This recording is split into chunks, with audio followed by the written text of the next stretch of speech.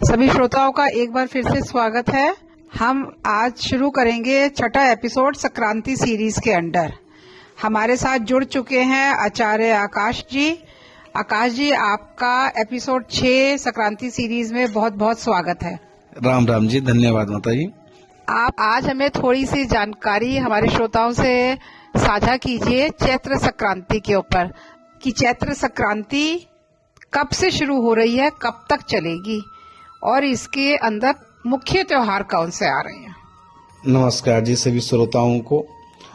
आज चैत्र संक्रांति पर माता जी ने प्रश्न किया, तो चैत्र संक्रांति पर हम चर्चा करेंगे।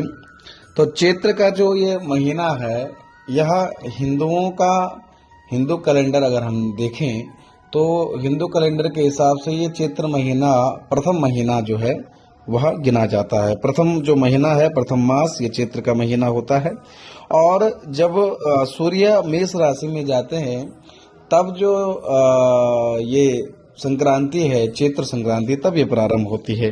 तो चैत्र संक्रांति के अंतर्गत अनेकों त्योहार आते हैं जो हमारे हिंदू धर्म में बड़े मुख्य माने जाते हैं। जैसे कि इसमें नवरात्रि का जो त्योहार है, जिसमें हम माँ भगवती दुर्गा की उपासना करते हैं, ऐसे त्योहार भी इस दिन जो है, इसी महीने जो है आएंगे, जो 30 मार्च से प्रारंभ हो रहे हैं नवरात्र, जिसमें हम माँ भगवती दुर्गा की उपासना करेंगे। दूसरा मुख्य त्योहार इसमें आएगा रामनवमी का, जिसमें भगवान श्री राम जी का जन्म हुआ था। और तीसरा इसमें त्योहार आता है हनुमान जी की जयंती का, जिसमें हनुमान जी का जन्म हुआ था। तो ये तो मुख्य त्योहार है इसमें। और ये जो चैत्र संक्रांति है, यह 14 मार्च से प्रारंभ हो जाएगी, जिसमें अनेकों चीजें, अनेकों उत्सव जो है अलग अलग जगहों पर अलग अलग तरीके से मनाए जाते हैं। बहुत ही सुंदर जानकारी आकाश जी आपने हमारे श्रोताओं से शेयर करी। थोड़ा सा हमारे श्रोता ये भी जानने में इच्छुक रहेंगे कि उनको इस मंथ में या किसी स्पेसिफिक डेज में कोई खास पूजा पद्धति अपनानी चाहिए। कोई इसमें गंगा स्नान का भी कोई महत्व है क्या? हाँ जी, चैत्र संक्रांति जो होती है, इसमें हर एक संक्रांति में वैसे तो देखा जाए तो गंगा स्नान का अधिक महत्व है। गंगा स्नान तो हर एक संक्रांति को जो है वह किया जाना चाहिए। चैत्र संक्रांति चूंकि मेष से संबंधित है, मेष राशि से संबंधित है, और मेष राशि जो है वह मंगल से संबंधित है। तो मंगल से संबंधित हम सामग्री, जो दान की सामग्रियां होती है, जैसे कि लाल वस्तुएं, लाल कपड़ा, लाल गुड़ इत्यादि, और लाल रंग की दाल इत्यादि जो है, हम इसका दान हम कर सकते हैं, जिससे हमारी कुंडली में अगर कोई मंगल ग्रह अगर खराब बैठा हुआ है, अशुभ बैठा हुआ है, तो वह ठीक हो जाता है इसको करने से। आकाश जी, आपने इसमें मंगल ग्रह का नाम लिया, इसको आप ज्योतिष से जोड़कर, एस्ट्रोलॉजी से जोड़कर अगर आप देखें तो कुछ और जानकारी देना चाहेंगे कि लोगों को, क्या इसमें कोई रुद्राक्ष पहनने को लेकर भी कुछ लिखा हुआ है क्या? मंगल ग्रह ज्योतिष शास्त्र में बहुत ही इसकी अनिवार्यता होती है, क्योंकि मंगल एक क्रूर ग्रह माना जाता है। जन्म कुंडली के अलग अलग भावों में मंगल का प्रभाव होता है। जैसे कि मंगल जो है वह साहस का, अगर किसी की कुंडली में मंगल ग्रह कमजोर है तो उसको साहस की, आत्मविश्वास की कमी होती है, पराक्रम की कमी होती है, ऊर्जा की कमी होती है। और मंगल चूंकि भूमि से भौमः, मंगल को भौम कहा जाता है, क्योंकि ये भूमि का पुत्र है, इसलिए मंगल जो है वो भूमि का भी मालिक होता है। और रक्त अगर किसी का रक्त संबंधित कोई बीमारी हो जाती है तो संभवतः उसकी कुंडली में मंगल ग्रह खराब होता है। मंगल भाई का भी कारक है, मंगल युद्ध का कारक है, मंगल सेना का कारक है। तो इत्यादि कारकों में जो है मंगल की अनिवार्यता देखी जाती है। तो अगर मंगल कुंडली में शुभ हो तो मंगल इन चीजों में बढ़ोतरी करता है, जैसे कि वह बड़ा साहसी होगा, निडर होगा और पराक्रमी होगा। और जहां तक कि मंगल ग्रह, अगर व्यवसाय में हम इसको जोड़े तो मंगल ग्रह जिसका उच्च का होता है, अच्छा होता है कुंडली में, तो संभवतः उसके लिए जो है सेना में जाना बहुत जो है वह लाभप्रद होता है। तो इसलिए मंगल ग्रह बहुत अनिवार्य है हमारे ज्योतिष शास्त्र में और मंगल ग्रह की बहुत उपयोगिता है। हम उम्मीद करते हैं हमारे श्रोताओं को ये जानकारी वाजिब लग रही होगी। थोड़ा सा आकाश जी, हम आगे चलते हैं इसी सिलसिले में। उत्तराखंड में चैत्र संक्रांति बहुत धूमधाम से मनाई जाती है। क्योंकि आप उत्तराखंड उत्तरकाशी को बिलोंग करते हैं, तो इसमें क्या खास होता है जो पहाड़ों की खास चैत्र संक्रांति होती है? अगर हम उत्तराखंड में चैत्र संक्रांति के बारे में जानें तो हम तो उत्तरकाशी की अगर हम बात करें, उत्तराखंड में उत्तरकाशी जनपद की, तो हमारे यहाँ तो एक जो ढोल लेकर के जो है वह घर घर पर एक आदमी आता है जिसको हम संक्रांति के दिन वह हमारे घर में ढोल बजाता है। और ढोल के बाद बजाने के बाद जो है हमारे घर के जो मुखिया होते हैं उनको चावल देते हैं, उनको आटा देते हैं, उनको दक्षिणा इत्यादि देते हैं। तो इस तरीके से जो है हम उनको जो है दान इत्यादि देते हैं। तो इस प्रकार से उनका सम्मान जो है इसमें बहुत करते हैं हम। फूलदेई किसे कहते हैं उत्तराखंड में?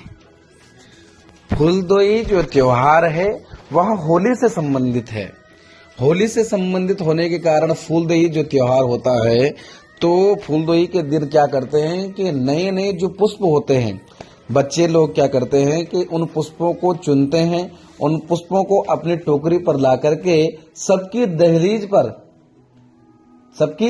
पर उन पुष्पों को जो है रखा जाता है, जिसके कारण से उनकी दहली का जो है वह पूजन हो जाता है। तो फूलदेई का अर्थ होता है उन फूलों को चुन करके लाना, और जितने भी गांव है, गांव वासियों के दहलीजों पे फूल के द्वारा जो है उन दहलियों का पूजन किया जाता है। हमारे श्रोता हमारे साथ जुड़े रहेंगे। आकाश जी ने हमारे साथ बहुत ही अच्छी जानकारी शेयर करी उत्तराखंड क्षेत्र को लेते हुए, और वहां पे चैत्र संक्रांति कैसे मनाई जाती है इसको लेकर के हम थोड़ा आगे चलते हैं और इंग्लिश कैलेंडर जैसा हम सब उसको फॉलो करते हैं, उसका और हिंदू कैलेंडर का एक लिंक निकालने की कोशिश करते हैं। तो जो कैलेंडर निकल कर आ रहा है आकाश जी, उसमें एक डेट निकल कर आ रही है 30 मार्च 2025। उसका विक्रत संवत से क्या लिंक है, थोड़ा इस पे जानकारी डालिए।